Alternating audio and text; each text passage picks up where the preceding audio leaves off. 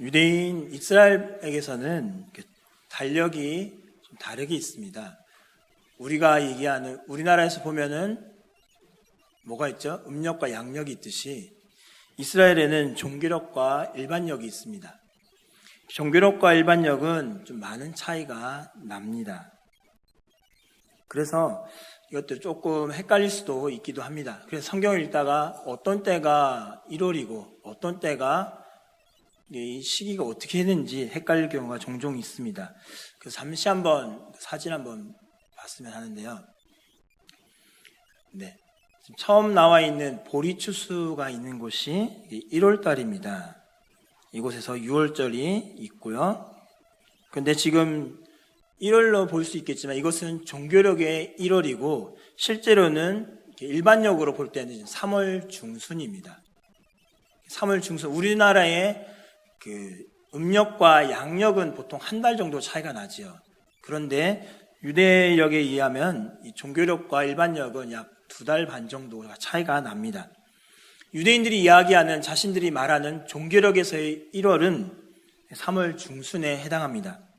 그래서 이때가 6월절이 있습니다. 그리고 유대력에서 얘기하는 이제 77절, 오늘 우리가 지키는 맥추감사주일은 이제 6월 중순에 해당합니다. 우리 일반력에 의하면요. 그래서 이런 달력에 의한 조금 차이가 있긴 하지만 아무튼 이런 유대인들의 3대 절기의 모습들을 보면 무언가를 얻는, 자신들의 식물을 얻게 되는 그러한 때를 지키며 그것을 감사하면서 이것을 주신 이가 누구인지를 돌아보고 그것을 주신 이에게 감사하는 것이 유대인의 3대 절기, 그리고 모든 유대인들이 하나님께 나와 그 얼굴을 드러내야 하는 것이 유대인들의 3대 절기입니다. 6월절은 어떻습니까? 보시면 처음 보면 보리추수를 시작합니다. 보리의 첫 소산을 하나님께 바치기를 시작하면서 보리의 추수를 마치는 때가 맥추감사주일입니다. 그리고 77절에 나와 있는 그곳을 보면 이른 무화과를 추수하기 시작합니다. 저번에도 제가 수요기도회 때에 말씀을 드렸던 것 같은데요. 이스라엘 백성들에게 있어서는 단 음식을 가장 처음 맛볼 수 있는 때가 언제냐면 이 맥추감사주일을 시작하면서 이른 무화과, 단 음식을 먹을 수 있는 때가 이때입니다. 긴 겨울을 지나고 단 음식, 지금도 사람들이 단 음식을 좋아하는데 옛날 사람들이 있어서 단 음식은 얼마나 귀했겠습니까? 이런 음식을 먹을 수 있는 때가 이 맥추감사주일입니다. 그리고 초막절, 장막절, 수장절, 추수감사주일이 있는 이때에는 이른 비가 내림으로써 또 이들에게는 또 다른 기쁨을 얻게 되는, 이 모든 3대 절기를 통해서 기쁨을 누리는 이러한 시기가 바로 이스라엘 백성들의 3대 절기입니다. 특별히 오늘 우리가 지내는 이 맥추감사주일은 보리의 추수를 마치게 하신 하나님께 감사하며 또한 그들이 원했던 그 단 음식을 먹을 수 있게 하신 그 하나님께 감사하는 것이 이들이 지내는 이 절기로서 볼 수가 있습니다. 오늘 본문에서 25절과 26절에서는 이렇게 고백합니다. 모든 육체에게 먹을 것을 주신 이에게 감사하라. 하늘의 하나님께 감사하라 라고 하면서 짧은 절이지만 두 곳의 통화에서 계속해서 하나님께 감사할 것을 말하고 있습니다. 사실 136편은 처음부터 끝까지 하나님께 감사하라, 그 인자하심이 영원함이로다라는 고백으로 이어지고 있지만 오늘 본문에서도 짧게 보면서 함께 은혜를 나누기 원합니다. 하나님께서는 먹을 것을 이스라엘 백성에게 주셨습니다. 사람들이 일반적으로 생각하는 우리가 씨를 뿌리고 수고를 하면은 먹을 것을 거둘 수 있다라는 것은 일반적인 생각입니다. 그러나 비를 내리고 내리지 않게 하는 것은 누구의 주권에 있습니까? 사람이 비를 내리고 내리지 않게 할 수 있을까요? 사람은 할 수가 없죠.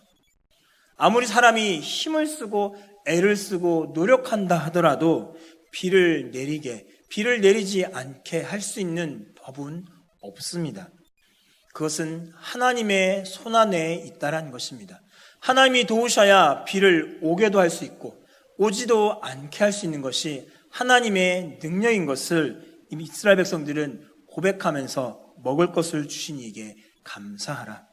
하늘의 하나님께 감사하라라고 고백하고 있습니다. 뿐만 아니라 단 음식을 기다리던 이들이 먹을 수 있는 기회를 주신 그 하나님께 감사하면서 이들은 고백합니다.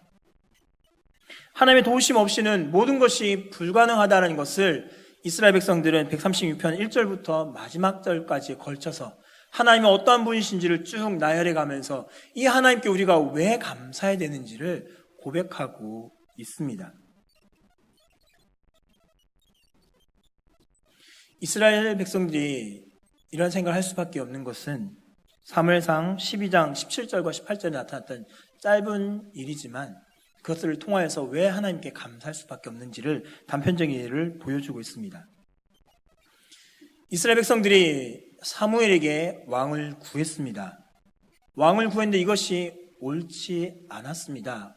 그래서 하나님께서는 그래도 이들이 원하기에 왕을 세우라 하셨고 사무엘은 사울을 왕으로 세웠습니다. 그리고 나서 이들이 지켜야 될 율법을 가르쳤고 또한 이것이 옳지 않음을 말하면서 사무엘상 12장 17절과 18절에서 이렇게 말씀합니다. 오늘은 밀 베는 때가 아니냐. 내가 여호와께 아뢰리니 여호와께서 우레와 비를 보내사 너희가 왕을 구한 일 곧 여호와의 목전에서 범한 죄악이 큼을 너희에게 밝히 알게 하시리라. 이 사무엘이 여호와께 아뢰매 여호와께서 그날에 우레와 비를 보내시니 모든 백성이 여호와와 사무엘을 크게 두려워하니라 라고 말씀합니다. 보리 추수를 하고 난 2주 내지 3주 정도가 지난 이후에 밀을 추수합니다.